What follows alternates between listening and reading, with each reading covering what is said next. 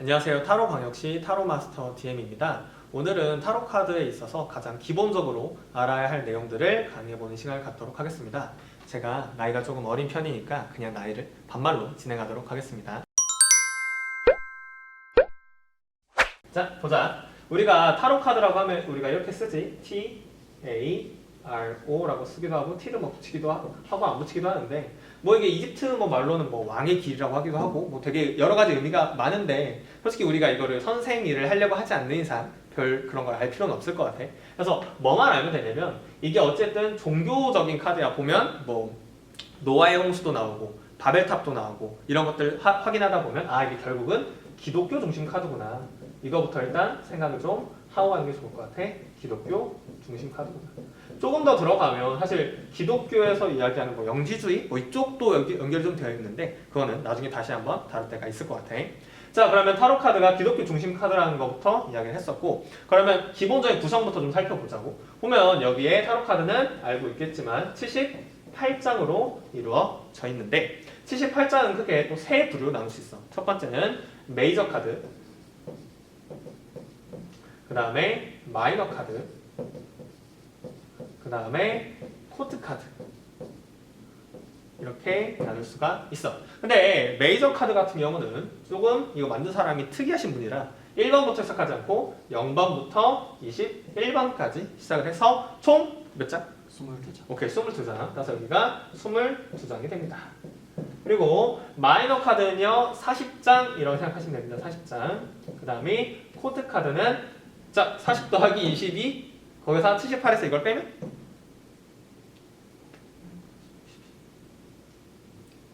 16장. 좋습니다. 역시 이과 출신이라 똑똑해. 자, 16장인데 자 그러면 우리 이런 생각부터 해보자고. 메이저, 마이너 카드 각각에 대해서 설명을 들어가기 전에 왜 메이저가 22장인지 한번 생각 한번 해보자고. 우리가 22장이라고 얘기했을 때 그럼 이게 뭐랑 관련이 있을까? 라고 했을 때 자 우리가 이걸 서양과 동양으로 나눠볼 수 있을 것 같은데 결국은 우리가 미래를 뭔가 예측하고자 하는 거는 과거부터 굉장히 이렇게 발해왔던 인간의 뭐랄까 욕심, 욕망 이런 것 중 하나였다 보니까 그거에 대해서 공부하려는 그런 학문들이 있었고 그걸 이제 역학이라고 해. 역학 같은 경우 동양에서는 이제 알고 있다시피 사주 혹은 들어본 사람도 있겠지만 뭐 주역 이런 것도 있단 말이지. 근데 뭐 사주 같은 거 공부하다 보면 알 거야. 근데 이거 되게 재밌는 게 있는 게 모든 사람들이 들어는 봤는데 잘 모르는 게 있어. 그게 바로 뭐냐면 갑, 을, 병정, 무기, 경신, 임계. 이게 총 10개의 글자인데 이제 이걸 뭐라고 하냐면 이거를 십천간이라고 해. 동양에서 이제 어떠한 누군가의 길흉화봉이나 이런 걸 예측을 할 때 이 십천간과 그리고 우리 띠라고 하지. 나는 뭐 이제 닭띠고 다 뭐 띠가 있을 텐데 그런 것처럼 각자 갖고 있는 띠가 있단 말이야. 이게 뭐였지? 12 지지라고 하는데 자 이게 갑일병정으로 시작했고 이게 자축인묘, 진사오미, 신유술해라고 해서 총 땅의 글자라고 이거는 하늘의 글자라고 해서 천간이라고 이거는 땅의 글자라고 해서 12지지라고 합니다.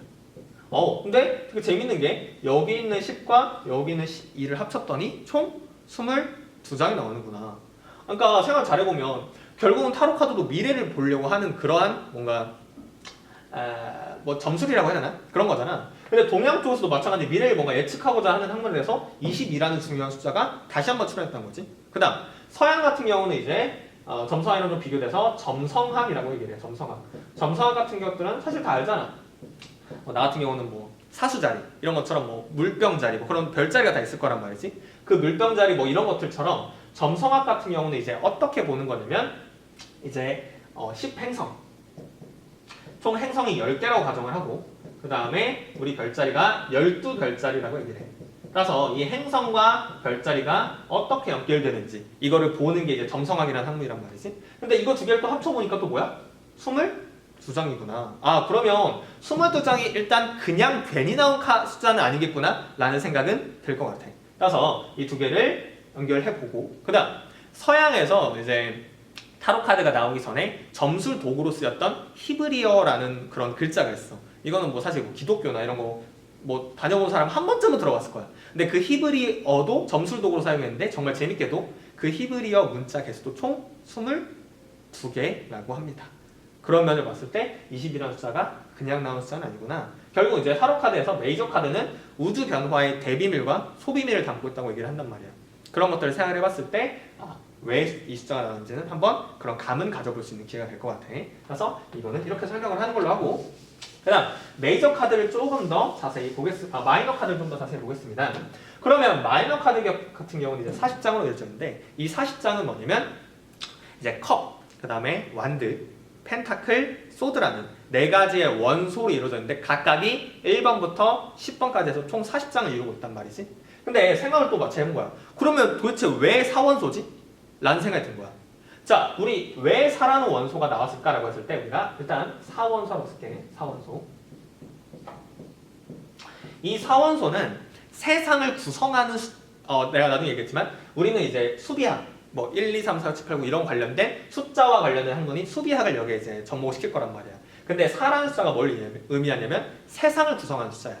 우리가 사라는 숫자가 또 어디서 볼 수 있냐면 우리가 동, 서, 남, 북이 있고 그 다음 또 봄, 여름, 가을, 겨울, 그 다음에 A형, B형, AB형, O형, 그 다음에 사주, 년, 월, 일, 시. 사주는 이제 그 년, 월, 일, 시를 통해서 그 사람의 미래를 예측하는 어떤 학문이지. 또 태양인, 태음인, 소양인, 소음인. 뭐 끝도 없이 될 수 있겠지.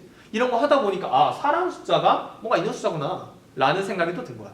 그러면 이 사라는 숫자가 이제 그러면 타로 카드에서 이야기하는 사원소라는 건 뭐냐면 이제 세상이 이제 뭐로 이루어져 있냐라는 건데, 첫 번째는 이제 우리가 마시는 물로 이루어져 있다고 볼 수 있겠지. 첫 번째는 물.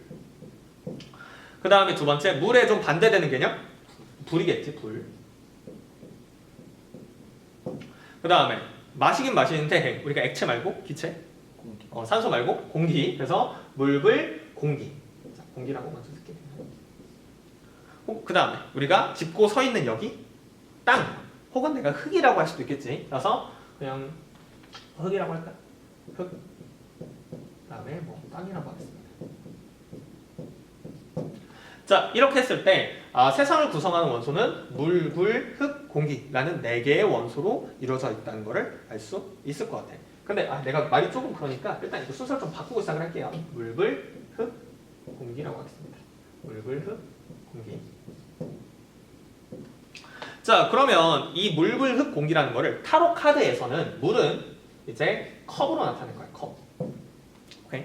그 다음에 불은 우리가 나무막대기 모양 완두로 나타낼 거야. 완두. 그 다음에 흙은 이제 동전 같은 모양 있는 거 알 거야. 그게 펜타클. 펜타클. 그 다음에 공기 같은 경우는 이제 소드라고 나타내겠습니다. 소드. 칼이지, 칼. 근데 이거 잠깐 얘기하자면 칼이랑 혹시 도의 차이점 알아요? 칼과 도? 둘 다 칼이잖아. 잠깐 말이 좀 이상하다. 검이라고 하지. 칼이라고 하지 말고 검이라고 하자. 검. 검과 도의 차이점. 도는 우리가 사실 어디서 들었어? 일본도? 뭐 이런 거에서 들었지. 근데 생각해보면 일본 도가 왼쪽이랑 오른쪽에 칼날이 있는 게 아니라 한쪽만 칼날이 있는 거 기억나는지 모르겠어. 그래서 도는 뭐라고 하냐면 날이 한쪽이야. 그리고 여기 있는 검 같은 경우는 이제 우리나라에서 썼던 거지. 날이 양쪽이야. 그래서 양날의 검 뭐 이렇게 되잖아. 양날의 도라고 하진 않지. 그지? 양날의 검이라고 얘기를 하는데, 이제 마찬가지 양날이라는 걸 내가 강조한 이유가 있어. 조금 이따 다시 한번 그거는 확인하는 걸로 하고. 자, 그럼 알겠어. 자, 물은 컵으로 나타낼 거야. 세상을 구성하는 사원소가 물은 컵으로 나타낼 거야. 그 다음 불은 완두로 나타낼 거야. 흙은 펜타클이야. 공기는 소드야. 이것까지 알겠어. 그래서 컵을 통해서 나타내고자 하는 게 뭔데? 완두를 통해서 나타내고자 하는 게 뭔데? 각각이 있겠지. 이거를 의미하는 것을 일단 체크를 하고 가야 이게 왜 나왔는지를 알 수 있겠지. 오케이, 좋습니다. 그러면 타로 카드를 만든 이 도안자는 컵을 통해서 무슨 얘기를 하고 싶었냐면 결국 이런 거야. 자, 컵이 의미하는 게 뭡니까? 라고 얘기하자면 영어로는 뭐 굳이 얘기하면 heart라고 할 수도 있어. heart. heart가 뭐야? 좀 따뜻한 마음 같은 거지. 마음. 따라서 컵은 뭐냐면 마음과 주로 관련된 거구나. 마음. 그러면 마음에서 내가 계속 이어줄 수가 있거든.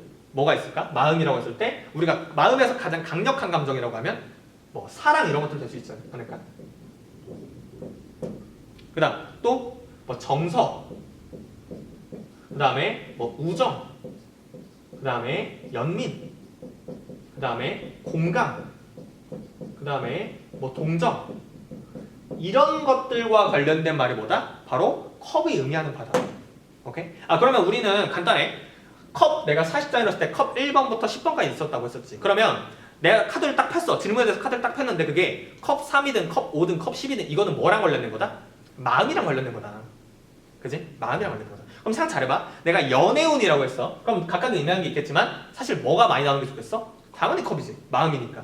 그지? 이런 면으로 생각해주면 되겠다. 오케이? 그 다음 완두를 설명하자면 지금 이렇게 위에 좀 걸치니까 지울게요. 자, 지우고.